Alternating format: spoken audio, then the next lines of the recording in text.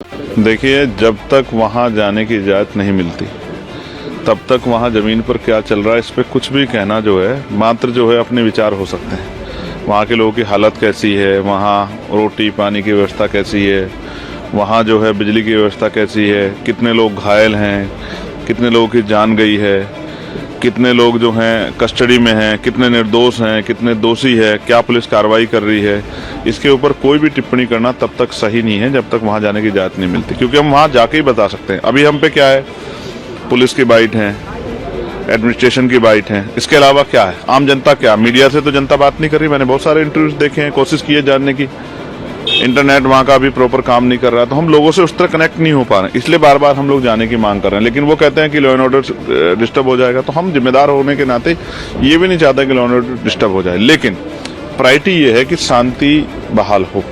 और जिन लोगों को, जैसा मैंने आपसे कहा था, देखिए अब कमिश्नर ने वो बात बोली जो उन्होंने मुझसे कमिटमेंट किया परसों कि अगर जिनकी जान गई है, अगर वो चाहे तो एफआईआर दर्ज कराना चाहे तो वो उनके परिवार के लोग करा सकते हैं। तो ये बहुत बड़ी उपलब्धि है कि जब ये एफआईआर दर्ज होगी और जिसके नाम वो दर्ज करा रहे हैं उसके नाम दर्ज होगी और फिर इसमें जांच होगी, तो फिर शायद जो है दोबारा कोई गोली चलाने से पहले सोचेगा कि गोली चला किसी की जान नहीं लेनी। और बहुत सारे रास्ते थे, मैं ये नहीं कहता कि पुलिस सुपरमैन है, उनकी जिंदगी की अहमियत है, उनके परिवारों को भी उनके जो है उनका ख्याल होना चाहिए, हमें भी ख्याल है।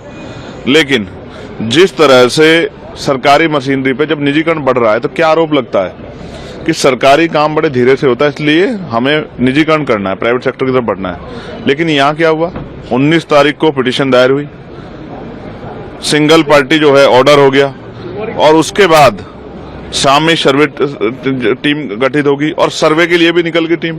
तो इतना तेजी से काम बिना किसी पहले से पूर्व निर्धारित साजिश के अलावा नहीं हो सकता, इसलिए हमें सब लोगों पर शक है।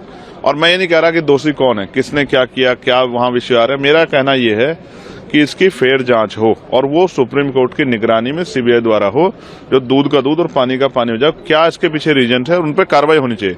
मैं चाहता हूं दोबारा ऐसी हिंसा ना हो, क्योंकि हिंसा जब होगी तो बुनियादी मुद्दों से ध्यान हट जाएगा।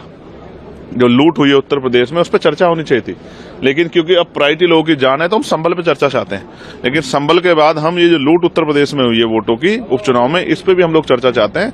जिस तरह लोकतंत्र की हत्या की है, लोकतंत्र की अस्मिता लूटने का काम उत्तर प्रदेश के मुख्यमंत्री के नेतृत्व में हुआ है, इस पे भी हम लोग चर्चा चाहते हैं। जहां कई जगह पे जिन लोगों ने वोट, उनका अपना राइट है, जैसे करल में एक बिटिया ने वोट नहीं दिया एक पार्टी को, तो उनके नेताओं ने हत्या कर दी, इस पे भी हम लोग चर्चा चाहते हैं।